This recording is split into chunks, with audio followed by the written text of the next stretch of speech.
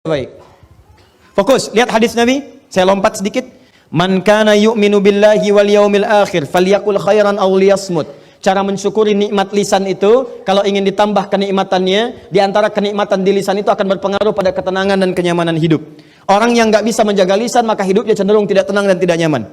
Fokus baik-baik. Kata Nabi, bagaimana caranya? Katakan yang baik-baik. Kalau tak mampu, pilihan keduanya diam. Tidak ada yang ketiga. Cuma dua. Saya ulang, tidak ada pilihan yang ketiga.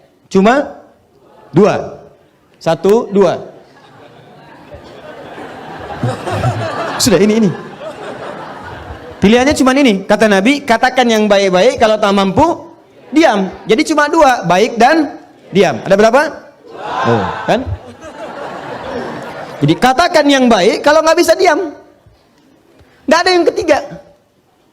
Dimohon maaf, kalau hidup Anda ingin tentram, dapat kan tentram itu kenikmatan. Kalau ingin nikmat, kata Nabi, baik aja yang baik katakan. Katakan yang baik, katakan yang mulia, katakan cinta, ya katakan yang indah-indah. Kalau nggak mampu, diam aja.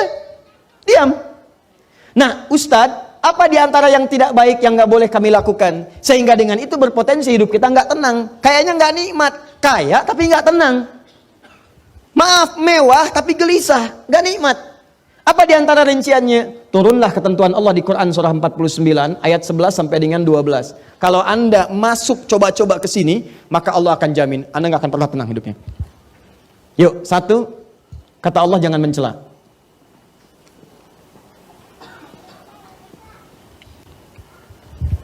Merendahkan. Bukan dalam konteks mengingatkan, atau bukan dalam konteks mencela satu perbuatan yang memang dinafikan oleh agama. Ya, nanti ada celaan yang dibenarkan. Seperti Allah mencela perbuatan Fir'aun. Ya, Allah mencela perbuatan Qarun. Allah mencela perbuatan Abu Lahab. Ya, tabbat siyada abi. Itu kan celaan. Ya, tapi ada yang tidak diperkenankan sama sekali. Untuk merendahkan pada sesuatu yang tidak dibenarkan. Ya, nggak ada hujan, nggak ada angin, mencela. Ya, mohon maaf sekali, mohon maaf ya. Celaan yang tidak memiliki argumentasi yang dibenarkan oleh syariat. Ya, karena iri hati mencela. Karena tidak ingin tersaingi mencela. Maaf sekali. Ya. Karena persoalan-persoalan kedudukan dunia, harta benda dan sebagainya muncul mencela. Yang paling berbahaya sekarang ini yang coba saya amati baik-baik. Saya nggak habis pikir ini, ya. Ada orang yang kemudian belajar agama mencela. Itu yang agak saya susah pahami. Kalau orang bertikai mencela, barangkali bisa kita damaikan. Tapi ini orang masuk ikut taklim, belajar agama, pulang dari taklim mencela. Saya suka berpikir, ini di taklimnya belajar apa?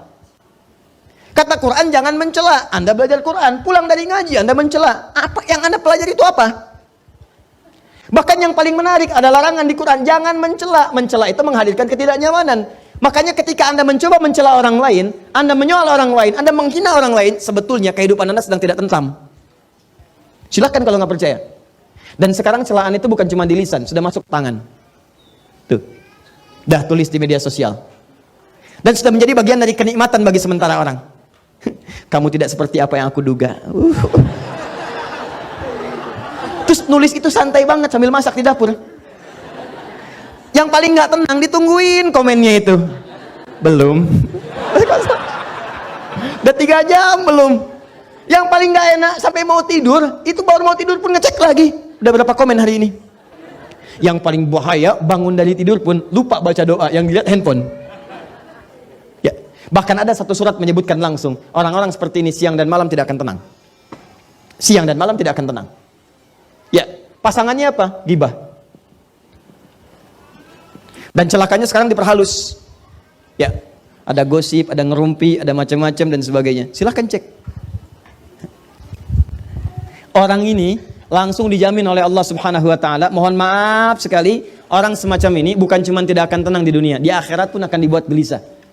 Karena disediakan khusus makanan khusus di akhirat, langsung disebutkan di ayatnya. Ayuhibbu ahadukum ayyakula lahma akhihi maitan fakarihtumu.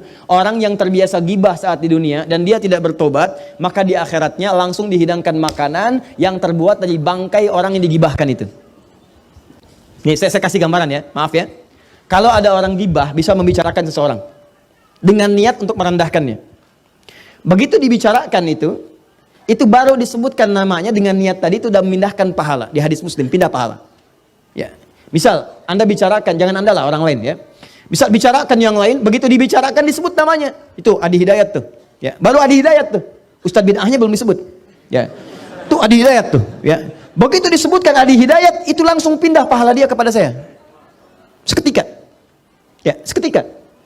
Saya tidak Ustadz, bagus. Tidak seperti yang itu tuh, dia tuh selalu begitu. Nah, itu pindah. Seketika pindah.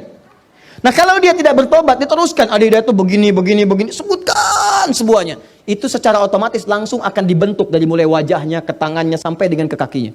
Kalau tidak bertobat, maka hukuman pertama saat masuk neraka ini makan bangkai saudara yang kamu telah bincangkan itu di dunia. Ayo, habiskan, dipaksa tuh, terus. Tarik dulu bunuh-bunuhnya, celupkan ke neraka. Begitu dicelupkan, lapar ya, tuh makan bangkai. Ya, ayo makan. Haus, nih minum nanah.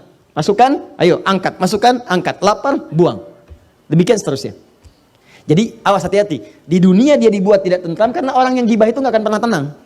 Nggak akan pernah tenang. Dan di akhirat dia akan dibuat oleh Allah semakin merasa tidak gelisah dan tidak akan pernah tentram untuk selamanya. Di antara manusia yang paling luar biasa mengamalkan ini, menjaga lisannya, dan sampai kemudian mohon maaf teman-teman, mohon maaf sekali. Sampai beliau ini Masya Allah, sampai tidak menemukan sebuah hal yang kotor dalam jiwanya.